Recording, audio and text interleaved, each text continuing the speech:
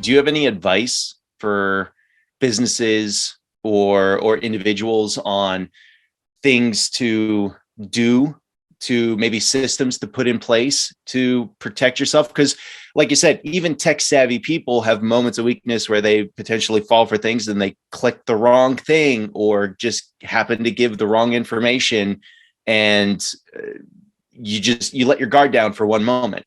Yeah. I mean, a couple things, and some of it's just, some of the kind of like the obvious, right? Like if you're talking to somebody, maybe through Messenger, again, do a little due diligence, Google them, get an email, get a phone number, get an address, something, right? Because in theory, right, if you were to do any sort of business with somebody, you'd want that information. Probably you'd want to know at least the bare minimum, and anybody that would want to do business legally would have that information, be able to share it, and you'd be able to Google it and actually come up somewhere, and you could kind of verify. So I would usually just implore people, just take a minute and take a look and do some Googling. The other thing too that I would mention, this is a little bit more of just like, hey, how can we just be safe online? Right? How can we just be a little bit better? And, maybe some of the scams that we sometimes get are, you've probably gotten it where somebody's old AOL account got hacked, and all of a sudden you get a link from somebody with just one link in it, right? It's like, hey, why is Mike sending me one link? From an account that I haven't seen an email from him in 20 years. Is probably like an old password, a password that they probably used 95 times. They probably used it on Netflix, and they probably used it on this website that got hacked, and they probably used it on AOL or Yahoo back in the day or something. And like in those moments, like that's why we always just advise like changing your passwords, having secure passwords.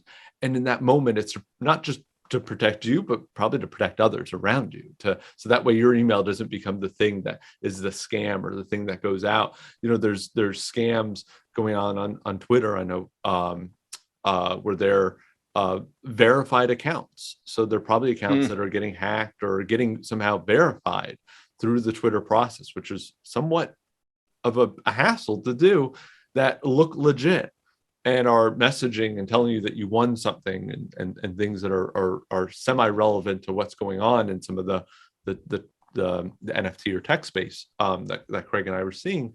And so just because I saw it just the other day, and again, it was like half awake at 5 a.m. in the morning, and I was like, is that real? Did I actually win something? It says I won something. I sent it to Craig, took a screenshot. I was like, hey man, when you get a minute, because that's mostly his thing.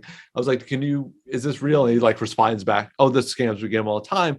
But I saw the blue check. I saw some of the things. So it's like, if I maybe drilled into things and realized, oh, that person's not even on the project, that person shouldn't be involved. So there's those things that we can just take a pause and look at it, and always just go back to the source.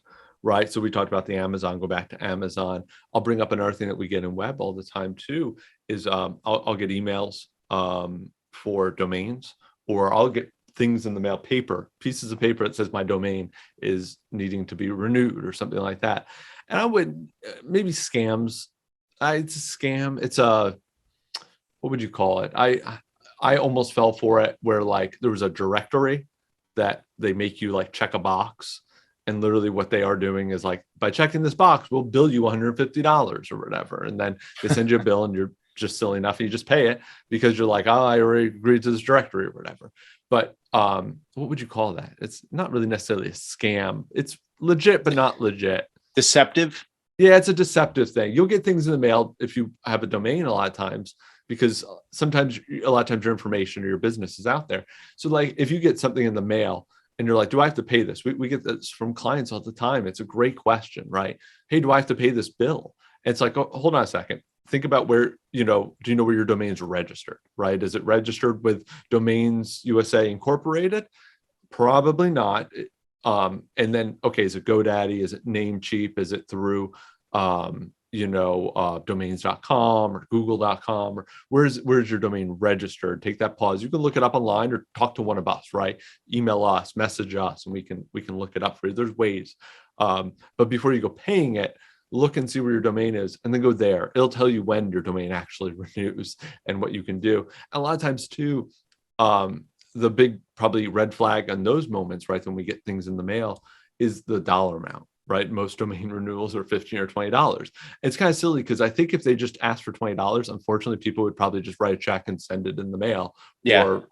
But they're asking for $200 or $150 or $400. I had one for like $500. I was like, I mean, who would do it? But if you're in a business where there's 7, 8, 10, 11 people and admin assistant gets that, they quickly think, oh, I got to pay that for my boss. So and unfortunately somebody will pay it right away. And so things Yeah. like that are the things that might come up for a small business that they don't know to necessarily pause about, do a little bit of due diligence before they jump in thinking that they're solving a problem. And, we do allow people to ask questions during this webinar. So if you're on the webinar itself, you can click on the Q&A at the bottom of the Zoom webinar, ask your question there. You can also throw your question in on either Facebook or YouTube where we're streaming live. And we did get a question on Facebook, David, from Shay. She's asking about, her biggest issue with scams as a business owner are just not knowing what places to trust to handle things like forming your LLC or buying a business address or things like that, where these are official steps that you want to take, and it's critical you get them right.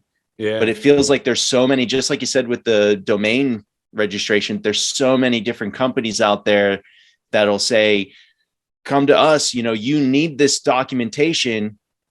You have to send us a check for $250 and we'll get it for you, but you could go directly to the state and do it for 50, let's say. Oh yeah. Right. I get workers' comp things, right? They're telling me that they'll send me a thing to put up on my wall here. People probably get that too for $100, for $150, and I get it for free from our insurance company.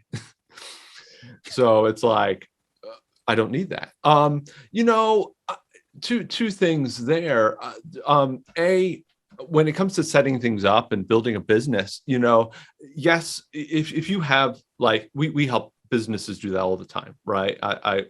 We are always working for our clients on that and take care of them, and we'll guide them and point them in the right direction. Now, we don't normally be the ones to register them, right? That's also that red flag. We'll walk them through. Maybe we pull up a laptop and we'll do it together and bring them to the website or show them where they need to go.